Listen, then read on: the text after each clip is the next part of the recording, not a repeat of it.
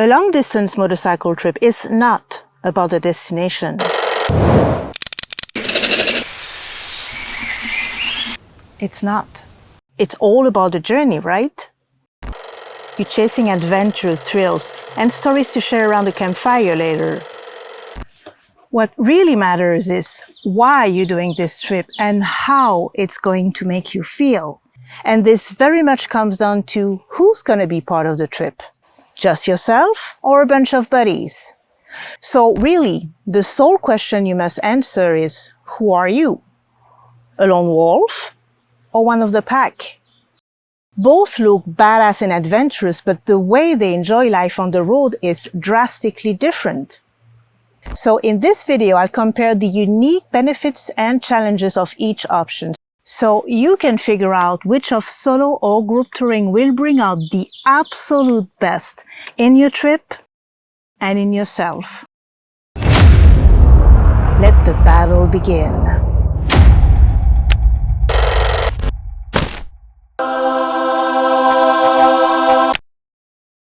Traveling solo is very much like going on a date with yourself.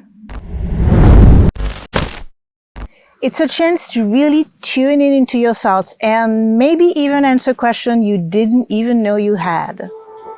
Because out there in the solitude of the open road, it's just you, your bike, and miles of uninterrupted time for some serious introspection and soul searching.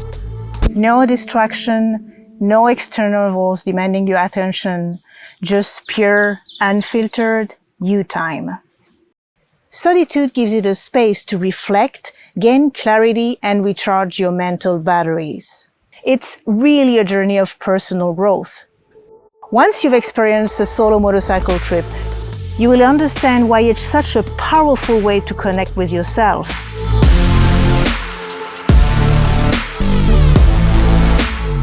That was amazing. Oh my God! Yeah! Wow. I'm loving it. This one is something else. I mean, yeah. But that's not all. Riding solo means the journey is entirely yours, offering an unparalleled sense of independence. Want to chase a sunset? Go for it. Want to push hard through some twisty mountain roads? No one to stop you.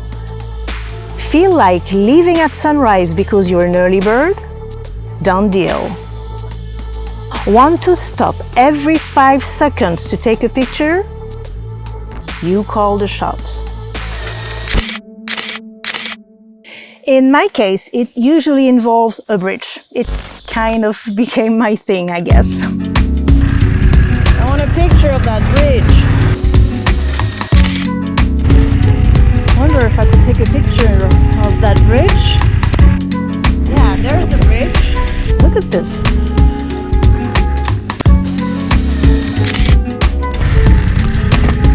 Yes, definitely. Another bridge. Yeah.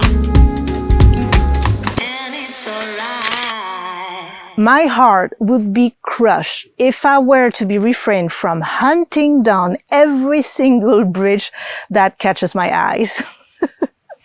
I'm not even kidding. So, if you identify as a lone wolf who seeks freedom first and you're all about diving deep into your thoughts, you gotta leave the pack behind. Because if you choose to travel in a group, you must expect a certain loss of autonomy. From clashing personalities to opposite riding styles, activity preferences and morning routines, conflicts and disagreement may arise from time to time. You are itching to take that scenic detour. You're dying to spend an extra hour at this cool diner. You would have kept rolling until the sun goes down. But guess what? The group has decided otherwise. And that's just part of the game. Everything is up for debate. And in the end, you might have to sacrifice some personal preferences for the collective good. That being said, if you appreciate having all the planning taken care of, allowing you to relax and enjoy your trip free of stress, you won't mind the small sacrifices.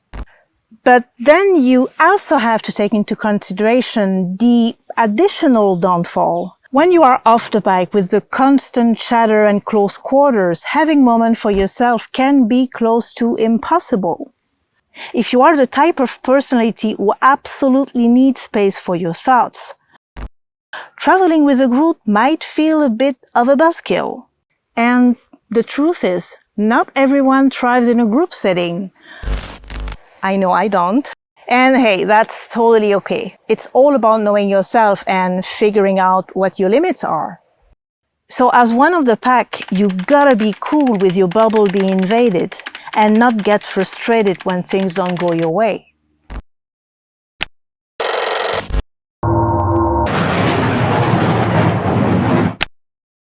From my experience, gas stations are the usual suspect when it comes to random interaction on my road trips. People take a peek at my license plate, which usually sparks a conversation. And the same goes for my Airbnb host. They are a friendly face to welcome you after a long day on the road. Isabel! Goodbye, thank you a lot. Oh, you're very welcome. These interactions really add a personal touch to my trips. Thank you! And they likely wouldn't be as frequent and impactful if I were to be in a pack of wolves, right? So I really appreciate every single of these moments. They usually make my day. However, as a lone rider, you are by yourself 99% of the time, which is precisely why you choose to embark on a solo adventure in the first place, right? You want independence and liberty at all costs. And there is, indeed, a cost. Picture this. You are cruising in a new territory and each turn reveals breathtaking scenery, a symphony of colors and textures. You pull over to take it all in. You are in disbelief at the beauty around you, and you long to share this jaw-dropping moment with someone. But there is only the wind as your companion. So, yes, the sense of loneliness can be a tough pill to swallow. Yet, these experiences also make you stronger as you learn to find joy in your own company and appreciate the world around you in a deeply personal way. In the end, you gotta be real with yourself. Will you lose your mind if you don't speak to a soul for days in a row? As a lone wolf, can you actually handle loneliness? If the idea of spending thousands of miles all by yourself makes you want to crawl under a rock, it's probably a good indication that you should join that pack of wolves. Because turns out, the power of the pack is the pack. Experiencing heart-stopping landscapes or tackling challenging roads becomes even more memorable when shared with someone else. Going through stuff together is powerful, and it creates strong, everlasting bonds. The camaraderie that comes with group touring is unbeatable. This mutual understanding of the ups and downs of the road and the shared memories offers a blend of companionship and togetherness that solo travel just cannot match. So as one of the pack, if you are a social butterfly who seeks fellowship and a sense of belonging, you will feel right at home.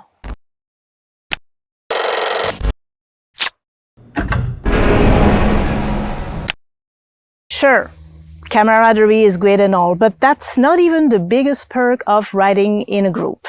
The real advantage? It's the added layer of safety and security.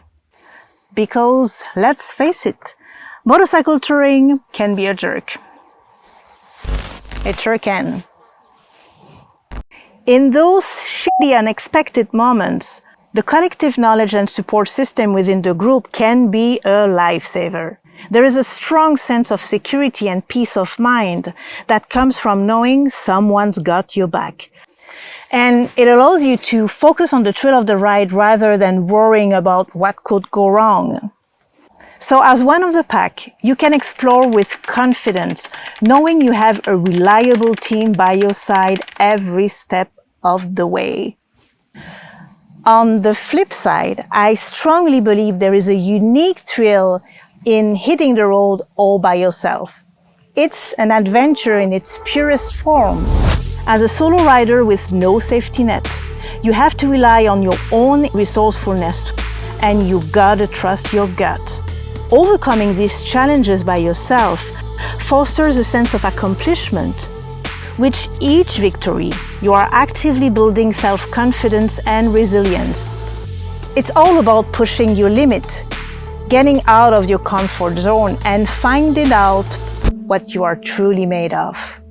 That's why I am so into solo traveling. Being alone on this trip really let my true self reveal itself with my strengths and all my flaws.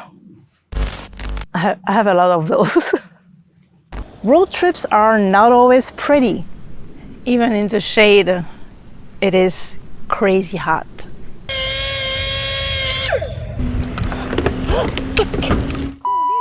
Oh my God. And there is no pretending on the road. Well, I've got a few things to say. I'm being antisocial this morning. I want to have the road for myself.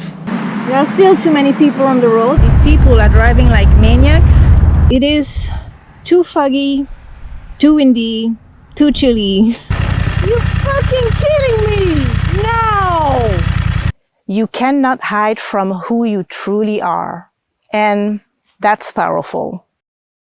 As a lone wolf, if you are ready to put your mental strength to the test, you can get serious personal growth out of this.